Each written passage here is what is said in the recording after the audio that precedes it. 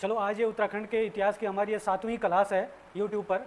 तो हम जो उत्तराखंड का इतिहास पढ़ रहे हैं, तो जैसे कि हमने उत्तराखंड के इतिहास को 3 भागों में विभक्त किया था, प्रागैतिहासिक काल, आद्य ऐतिहासिक काल और ऐतिहासिक काल। तो हमने जो प्रागैतिहासिक काल को और आद्य ऐतिहासिक काल को जो है इससे पहले पढ़ दिया है, जो हमारी 5 वीडियो में हमने पढ़ा है। तो जिन्होंने नहीं पढ़ा है तो आप उसको जो आप डिस्क्रिप्शन में मैं लिंक दे दूँगा, तो आप जो है प्ले लिस्ट में जाकर जो है उसे पढ़ सकते हैं। ऐतिहासिक काल में हम उत्तराखंड का प्राचीन इतिहास जो है आज स्टार्ट कर रहे हैं, और उत्तराखंड का जो प्राचीन इतिहास है इसमें हम उत्तराखंड की पूरा प्रजातियां सबसे पहले पढ़ेंगे। क्या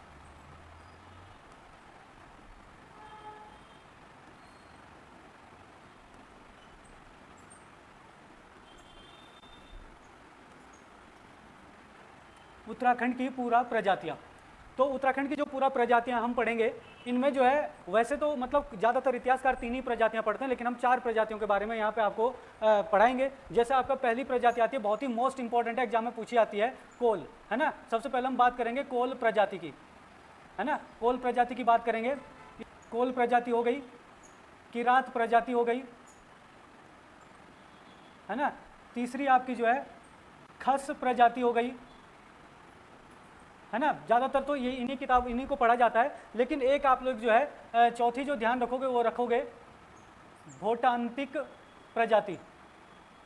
भोटांतिक प्रजाति एक सौका प्रजाति भी कहा जाता है, कहीं कहीं पे आपको इसका नाम जो है सौका प्रजाति मिलेगा। किसका? भोटांतिक प्रजाति का। तो हम जो है इन प्रजातियों के बारे में आज जिक्र करेंगे। ध्यान रहे कि हम जो है जनजातियां नहीं पढ़ रहे हैं, हम क्या पढ़ रहे हैं? प्रजातियां पढ़ रहे हैं। प्रजाति और जनजाति में क्या फर्क होता है? जनजाति वो होती है जो क्या कहते हैं, हम जो है एरिया के हिसाब से जो है डिवाइड करता है इंसान, है ना। और प्रजाति एक हिसाब से क्या हुआ कि इंसान की जो मतलब एक प्रजाति होती है वो आपकी अलग चीज़ हो गई, ठीक है ना। तो हम प्रजातियों के बारे में पढ़ रहे हैं, ठीक है। तो सबसे पहले जो हम किस प्रजाति को पढ़ेंगे, इनमें कोल प्रजाति को पढ़ेंगे भाई, है ना। ये उत्तराखंड के कुमाऊं और गढ़वाल, कुमाऊं और गढ़वाल में क्या करती थी? निवास करती थी।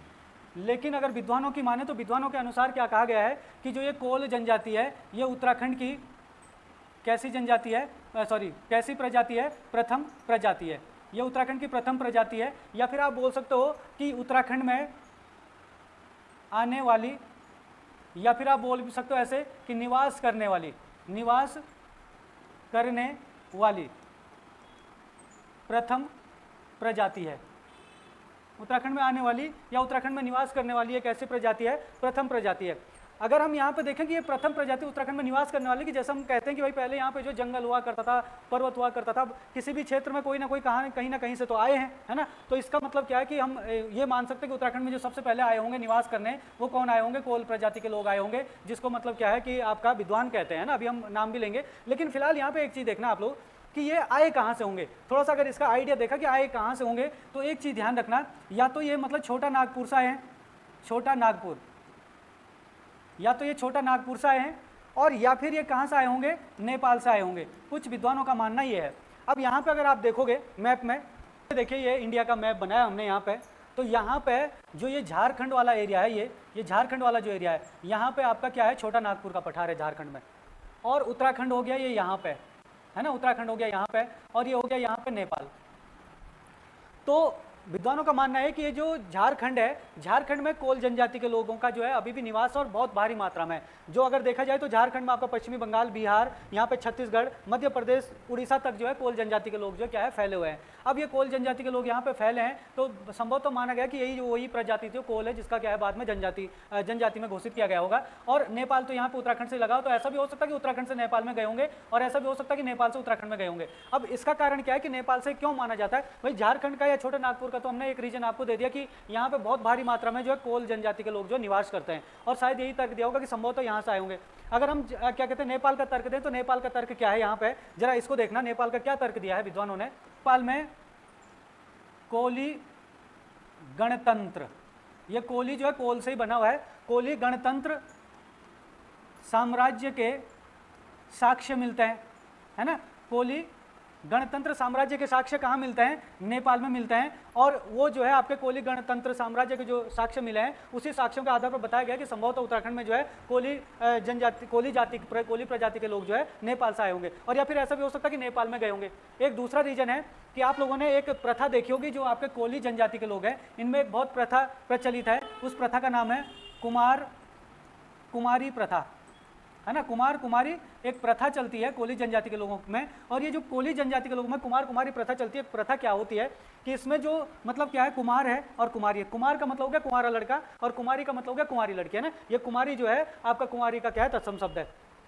अब यहाँ पे अगर हम देखें तो क्या कहा गया है कि जब तक किसी कुंवारी लड़की का विवाह ना हुआ हो तो तब तक क्या माना जाता है, उसको कुमारी माना जाता है। तो कुमारी प्रथा के तहत जो है उसको पूजा पाठ की जाती है, उसको महारानी की तरह जो है रखा जाता है। कौन से प्रजाति के लोग करते हैं ऐसे, कोल प्रजाति के लोग। जब उसके किसी कुमार से विवाह हो जाता है तो ये प्रथा खत्म हो जाती है। और यही प्रथा जो है कहाँ देखने को मिलती है, ये प्रथा भी आपको जो है नेपाल में देखने को मिलती है। अब नेपाल में जो ये प्रथा देखने को मिलती है, इसी के कारण भी ये तर्क दिया गया कि शायद कोल प्रजाति के लोग जो नेपाल से आए होंगे। तो ये प्रश्न आपके पास बन सकता है कि कोली गणतंत्र साम्राज्य के साक्ष्य जो है कहाँ देखने को मिलता है, तो नेपाल में देखने को मिलता है। तो ये बड़ा इंपॉर्टेंट चीज़ है ना। इसके अलावा अगर देखा जाए जो कोली जनजाति के लोग हैं, अगर इनका देखने में देखें तो ये आकर्षक नहीं है, मतलब ये आकर्षक नहीं थे, आकर्षक नहीं थे। मतलब हम बोल सकते हैं अर्थात हम बोल सकते हैं कि ये क्या है, दिखने में ये कैसे थे, भद्दे थे, है ना। दिखने में ये भद्दे थे, या फिर आप बोल सकते हो दिखने में ये कैसे थे, कुरूप थे। भद्दे और कुरूप थे। भद्दे और कुरूप का मतलब है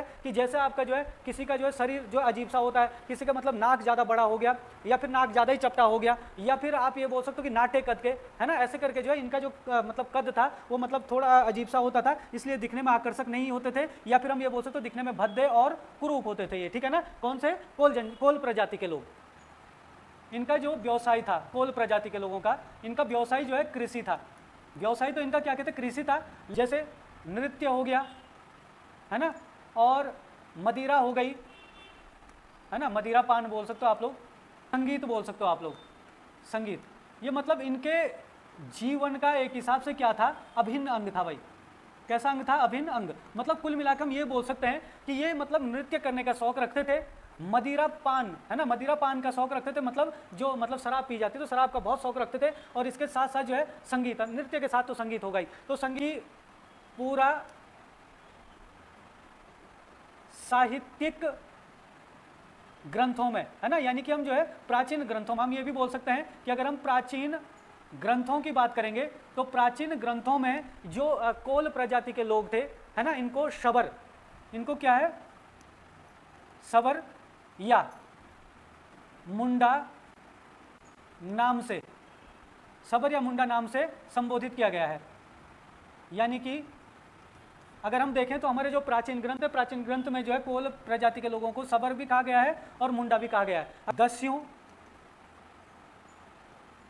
पुनकट और कुल्या, दस्यु, पुनकट और कुल्या भी कहा जाता है। अब दस्यु का मतलब यहाँ पे जो है दास से है, या फिर आप बोल सकते हो कि जो क्या थे आपके आर्यों से भिन्न थे। आर्य कौन थे, जैसे हम लोग बोलते तो हम लोग कौन है, आर्य हैं, है ना। हम लोग क्या है, आर्य हैं। आर्य लोग जो है यूरोप से जब आए या फिर मध्य एशिया से आए, यूरोप से मध्य एशिया में, मध्य एशिया से ये हमारे भारत में जब प्रवेश करा इन्होंने, तो इन्होंने क्या किया कि जो हमारा उत्तरी भारत था, है ना, उत्तरी भारत था, वहाँ उत्तरी भारत में कौन निवास करते थे, द्रविड़ लोग निवास करते थे। उनको पराजित करके जो साउथ में खदेड़ा था, है ना। तो जो आर्य लोग थे उनका कहना था कि आर्य लोगों से भिन्न, क्योंकि आर्य लोग तो सुंदर होते थे, लंबे चौड़े होते थे, खूब उनकी पर्सनालिटी बहुत बढ़िया होती थी। लेकिन जो क्या कहते हैं, ये होते थे आपके कौन, कोल प्रजाति के लोग थे, ये दिखने में भद्दे होते थे। भद्दे होते तो इसका मतलब बोलते कि आर्यों से भिन्न थे, और ये आर्यों के क्या हुआ करते थे, दास हुआ करते थे। इसलिए इनको जो है दस्यु भी कहा जाता है कई जगह पे, है ना। अगर कुल्या की बात करें तो कुल्या का मतलब यहाँ पे जो है कुम्हार से हैं। कुल्या का मतलब किससे है, यहाँ पे कुम्हार से हैं। तो बताया जाता है कि ये जो है कुम्हार का कार्य भी करते थे, जैसे मतलब घड़े वगैरह जो बनाते हैं या मिट्टी के बर्तन बनाते हैं, तो इसलिए कुल्या भी कहा गया है। तो ये काम भी ये करते थे। तो अगर हम पूजा अर्चना की बात करें तो ये जो है किसकी पूजा करते थे, एक तो मतलब नाग देवता की पूजा करते थे, नाग पूजा करते थे, और दूसरा जो है ये किसकी पूजा करते थे, लिंग की क्या करते थे, पूजा करते थे। लिंग मतलब जैसे शिवलिंग है तो उसकी क्या करते थे, पूजा। तो इन दोनों को जरूर याद रखना कि ये किसकी पूजा करते थे, कोल प्रजाति के लोग। तो एक तो नाग की पूजा करते थे और दूसरी क्या करते थे, लिंग की पूजा करते थे। इसके अलावा यहाँ पे जो है जादू टोना, है ना, जादू टोना, टोटका, तंत्र मंत्र, है ना, तंत्र मंत्र, ये विद्याएं भी यहाँ पे जो है बहुत प्रचलित थी कि कोल प्रजाति के लोगों में क्या क्या विद्याएं भाई, जादू टोना, टोटका, तंत्र मंत्र, ये विद्याएं भी यहाँ पे प्रचलित थी। तो जहाँ पे पूजा पाठ होती है वहाँ पे ये तंत्र मंत्र, जादू टोने, टोटके तो होते ही है ना। अभी जो हम एक चर्चा कर रहे थे कुमारी प्रथा, कुमार कुमारी प्रथा की हम अभी चर्चा कर रहे थे थोड़ी देर पहले कि जो कुंवारी लड़की होती है उसकी जब तक शादी नहीं होती तो उनमें से एक कुंवारी लड़की ऐसी होती है जिसकी मतलब क्या है, पूजा अर्चना की जाती है, जिसको जो है एक देवी की तरह जो है पूजा जाता है ना। फिर जब शादी हो जाती है किसी कुंवारे लड़के से तो उसके बाद उसको देवी के रूप में नहीं पूजा जाता है। तो ये जो क्या कहते हैं कुमार कुमारी प्रथा है, इस पर जो है भोटांतिक प्रथा का प्रभाव है। भोटांतिक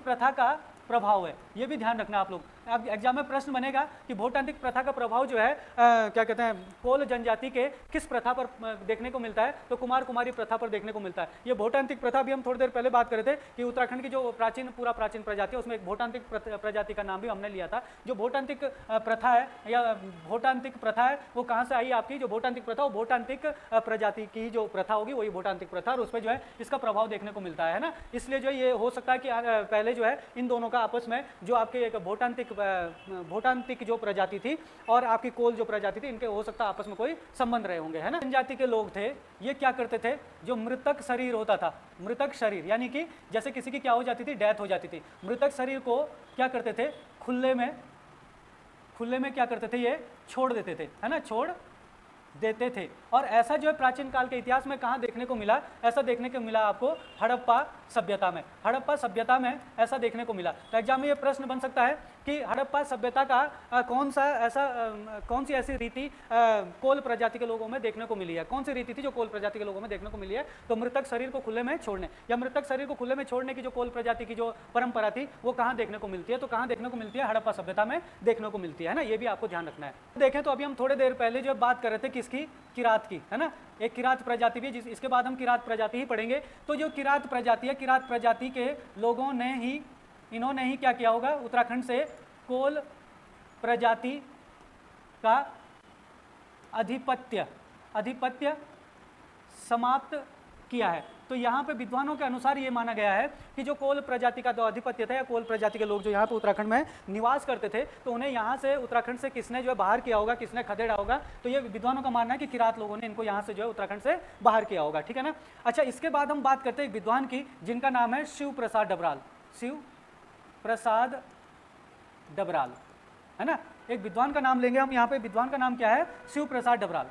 क्या कि जो कोल प्रजाति के लोग हैं, है ना, कोल प्रजाति है, जो कोल प्रजाति को